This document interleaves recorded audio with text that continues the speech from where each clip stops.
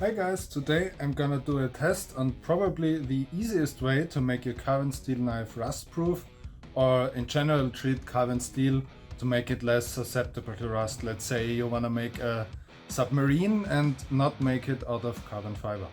So we are going to use this Zink Nickel electrolyte, which is very easy to use since it's a one-step process and it doesn't require a copper base layer like, let's say, nickel plating would. So, first I'll grind a small knife blade as a test piece, so let's get right in.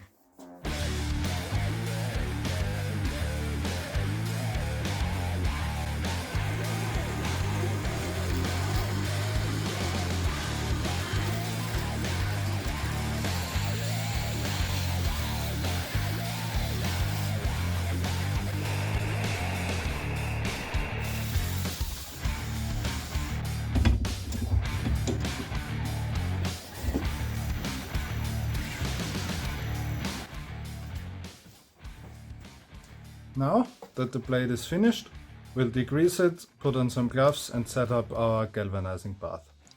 Our galvanizing bath is now set up. We will be using a nickel anode and our power supply at around 0.5 to 3 volts. So as in the previous videos, we'll start with a low number and then go up until we see some slight bubbling and then stop and it's fine.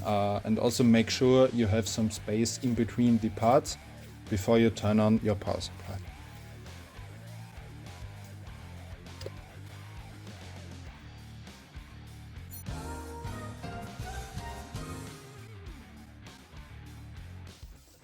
Now I'll turn up the voltage. We are now at 1 volt. We can go a bit higher since there's no bubbling yet. Now we're at 1.6. I think I can start to see some slight bubbling. Let's turn on with the fine adjustment. We're now at 1.8 and you can see there are some slight bubbles forming, which means we are fine. Let's zoom out again. Turn it down a bit more to 1.7 I think. We will get about 1.5 to 1.6 microns per minute, and since we only need about 5 to 10 microns to get a good protection with the zinc nickel coating, this is very good and we are only gonna leave it for 15 to 20 minutes and then it should be fine. So I will see you once 20 minutes are over. Now 20 minutes have passed, we are now done, so let's turn off the power supply and take our piece out and have a look. We don't expect to see much, it's just going to be a bit more, a bit lighter colored, a bit more silver than before, but not a whole lot of change. We'll see it at the water line. So then I'll go and grab some water. You can see it. As I said, not really a whole lot has changed. So I'm gonna rinse it off and then we'll set up our rust test. Here you can see our finished pieces. On the right is our zinc nickel coated one. Looks nice and shiny. In the middle is a painted one that has been painted with rust inhibiting primer, just because this takes about the same amount of time as the galvanizing does, half an hour, 3 coats with 10 minutes in between, and then you need to let it dry. And on the left is our control piece, which is completely untreated.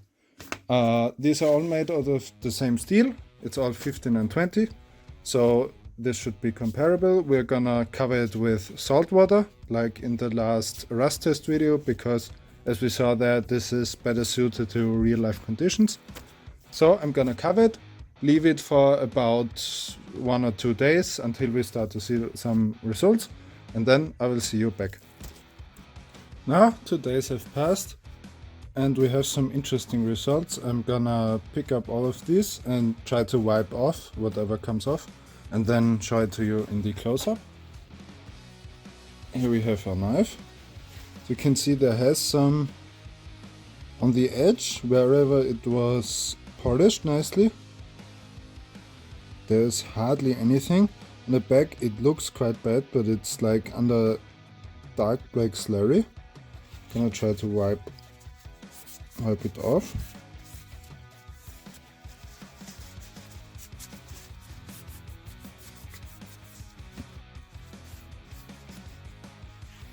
And as you can see, it's discolored, but there hasn't really been any rust that formed on it. If I try and feel with my fingernail, I can't really feel anything, so it's just discoloration, pretty much. And I guess some of the salt that has been stuck to it. We can look at the primer. The primer piece hasn't had any rust forming, unless at the edges where the coating probably wasn't quite done properly, and on the back obviously. So this one did quite well. And then we have our untreated piece. Looks pretty much the same as the coated one, but we can see if we can wipe it off here. Okay, now you can see you can't. On our treated piece we could just wipe it off, it hasn't actually stuck to it, but on this, no matter how hard I try and rub on it, the surface actually has rusted and is now compromised, and I can also feel it quite well with my finger, maybe you can hear it. Now upon further inspection, we can see that this piece is quite a bit more rusty than the other one, but we can still wipe it off if we try with our fingernails. So it hasn't completely rusted through, but there is some pretty good surface rust. On this piece, on this side it has wiped off, but if we look at the back side, it's quite a bit more destroyed, which means that this side probably hasn't got proper coverage, because it was actually facing away from the nickel in the galvanizing bath.